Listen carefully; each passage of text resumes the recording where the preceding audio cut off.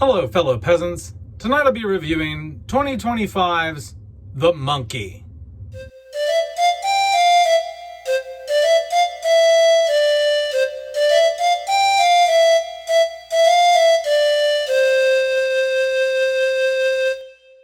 Alright guys, so I watched The Monkey. It is free to watch on Hulu if you have it.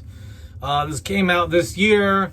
Late to the game watching this. But hey, better late than never. So what's it about? Well, these two boys find this toy monkey that's in their father's closet. Their father is a deadbeat dad. He left them behind, went out for a pack of cigarettes or something and never came back. They never knew why. So they open up this box that has this toy monkey in it. And when you turn the thing on his back, his little drumstick comes down and somebody dies. The monkey kills people. And so they try to get rid of it. It keeps coming back. It can teleport. It's some sort of demonic, supernatural presence. Or something evil is inside of this monkey and they can't get rid of it. And eventually he cuts to years later where the twins are adults now and they're still dealing with the evil monkey. They cannot get the monkey to die and go away. So what do I like? What do I not like about The Monkey? What I like about The Monkey is the humor. I think the humor here works very well. There's moments of genuine, like I cracked up out loud listening to some of the jokes in here.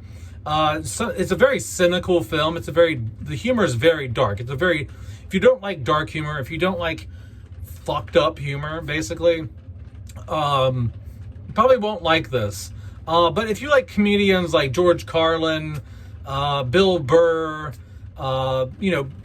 comedians that say, Dave Chappelle, people like that, who have really dark senses of humor, Louis C.K. maybe, you'll like a film like this. So I really dig the humor. The cinematography here is excellent. The film is shot very well. It's in 4K on Hulu.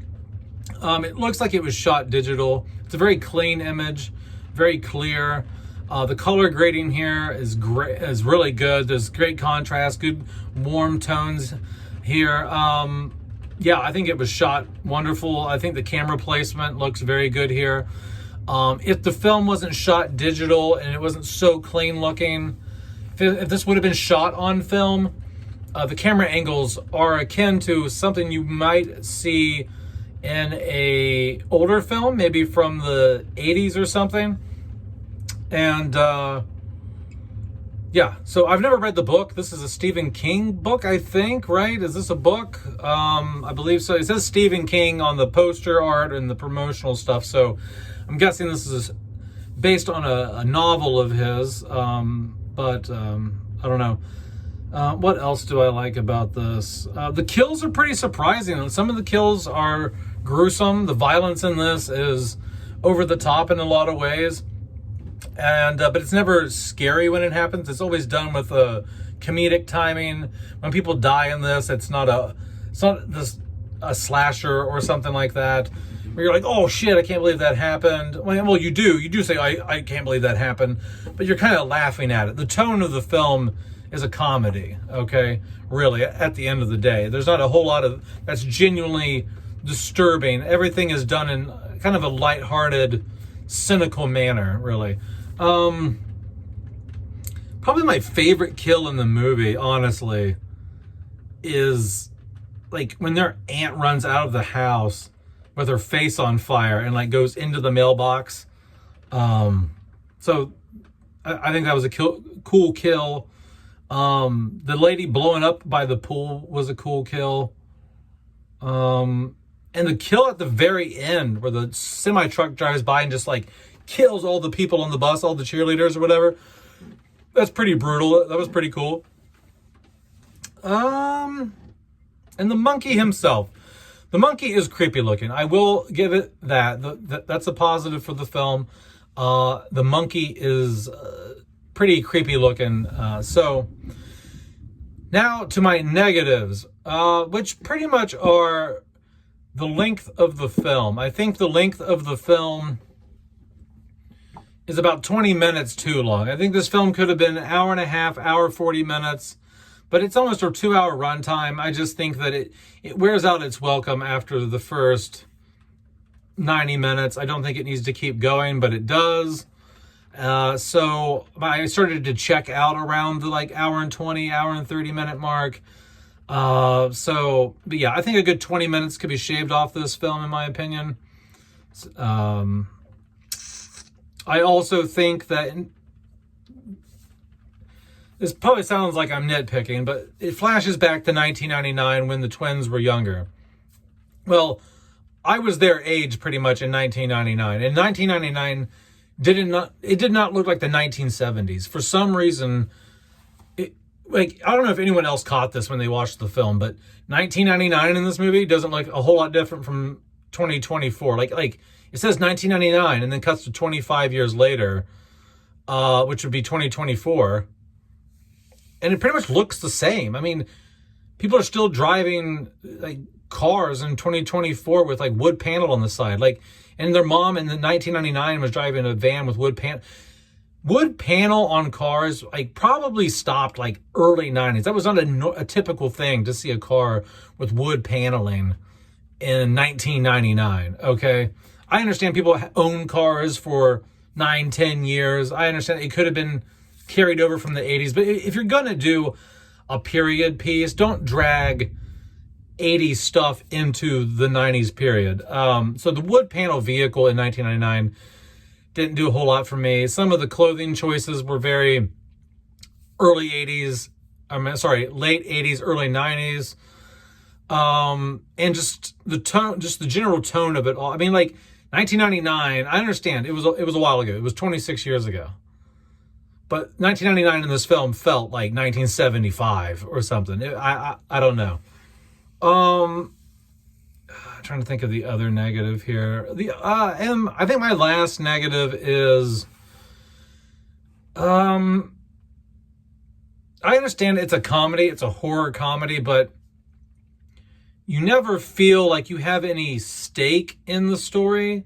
You're just an observer of these things that are happening. Like everything keeps happening, sometimes at a rapid pace, and it just cuts to one thing to the next. It's almost like a fever dream, and you're just kind of like on this ride. And I mean, I can see the positives in that, you know, it feels like some sort of fever dream, and it's cutting back and forth, and it makes weird choices.